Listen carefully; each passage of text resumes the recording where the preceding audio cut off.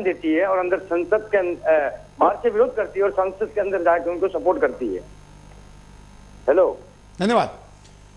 हम कॉलर को कहेंगे कि आप अपनी बात को सीधे रखिए, हमसे प्रतिक्रिया लेने के और अपने टीवी पर अपनी आवाज सुनने के चक्कर में आप अपनी बात को ठीक से रख नहीं पाएंगे। हम स्क्रीन पर परिणाम देखते हैं कि क्या होंगे।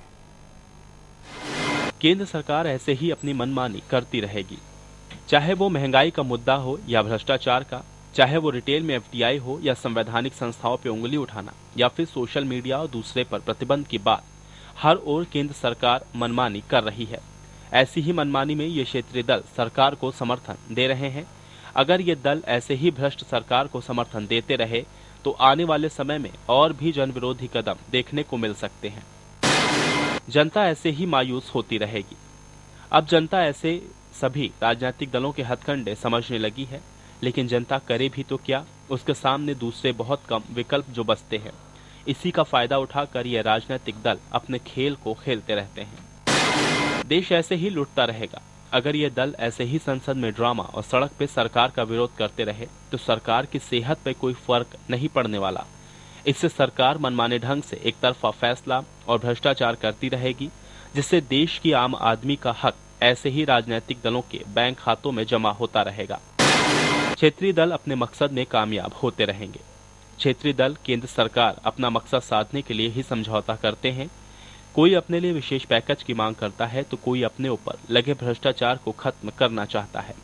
इसीलिए केंद्र सरकार भी अपने मकसद में कामयाब होती रहती है। केंद्र सरकार भी खुलेआम भ्रष्टाचार को बढ़ावा देती है और इन दलों के सहारे कई जन विरोधी फैसले लागू करने में कामयाब हो जाती है। मकसद के लिए लेन देन की राजनीति शुरू हो जाएगी। जिस तरह से आज माया मुलायम और डीएमके राजनीति कर रहे हैं, उससे देश में केवल अपने मतलब की राजनीति बाकी रह जाएगी। जनता से जुड़े कोई भी फैसले देश में लागू नहीं होंगे। आने वाले समय में जनता की राजनीति बिल्कुल खत्म हो जाएगी। हम एक रिपोर्ट भी देख लेते हैं। एक बार फिर आंकड़ों के सियासी खेल में राजनीतिक दलों की साख दांव पर है।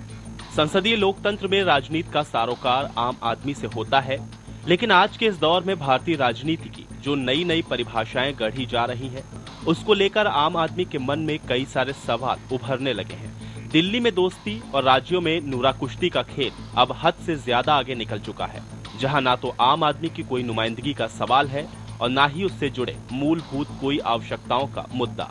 बात चाहे माया या मुलायम की बैसाखी के सहारे केंद्र में सत्ता चलाने की हो या फिर संसद के अंदर न्यूक्लियर डील पर अविश्वास प्रस्ताव के दौरान सरकार को बचाने की, ये दोनों दल हर बार सरकार की संजीवनी बनकर उनका साथ देते हैं। तो ऐसे में सवाल फिर उसी मोड़ पर आके खड़ा हो जाता है कि क्या माया मुलायम की ये दोगली नीति उस मतदाताओं के विश्वास के साथ खिलवाड़ नहीं है, जिसने एक उम्मीद के साथ अपने जनप्रतिनिधियों को जिताकर संसद के अंदर भेजा है। इस बात से स्पष्ट है कि आज पार्टियों की अपनी कोई विचारधारा नहीं रह गई है। हर दल सिर्फ अपने स्वार्थों को पूर्ण करने में लगा है।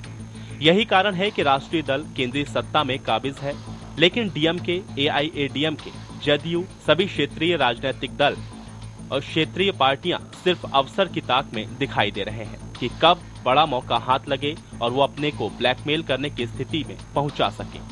कोई भी ऐसा गठबंधन नहीं है जिसे लेकर ये कहा जा सके कि उनका गठबंधन किसी विचारधारा पर आधारित है। गठबंधन की राजनीति में हर दल इसलिए शामिल होना चाहता है ताकि विभिन्न प्रकार के हितों की पूर्ति हो सके, और जिस दिन उन हितों की पूर्ति में अड़चन आने लगती है उस दिन समर्थन वापसी की राजनीति खेल दी जाती है। सभी अपने अपने प्रभावित इलाकों की दुहाई देते हुए विपक्ष की भूमिका से इतर बिसात बिछाने में लगे हैं। तो कांग्रेस अब ये दिखाना और बताना चाहती है कि सरकार चलाना भी महत्वपूर्ण है, चाहे नीतियों को लेकर विरोध हो मगर आंकड़े साथ रहें।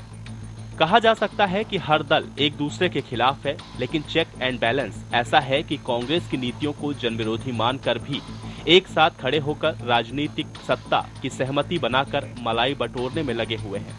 हालात यह है कि ममता बनर्जी की साख भी मायने नहीं रखती है और मनमोहन सरकार के दौर के घोटाले भी, यानी कि राजनीति में जब मलाई खाने की बात हो तो सब कुछ जायज है।